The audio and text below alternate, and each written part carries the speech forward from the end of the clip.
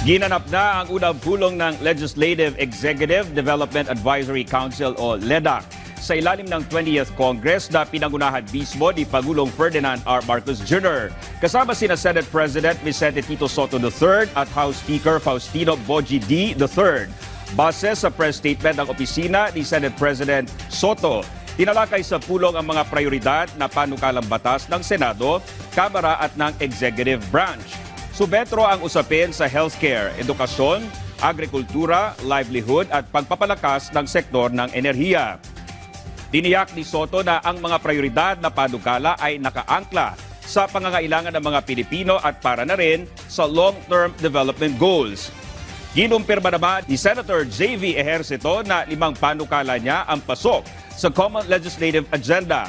Halimbawa na lang ang Master Plan for Infrastructure and National Development Bill at pag-ambyenda sa Universal Healthcare Law.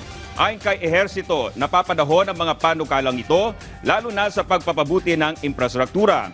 Tiniyak din ng senador na handa siya makipagtulungan sa ehekutibo para maisagawa ang mga reforma kinakailangan ng mga Pilipino.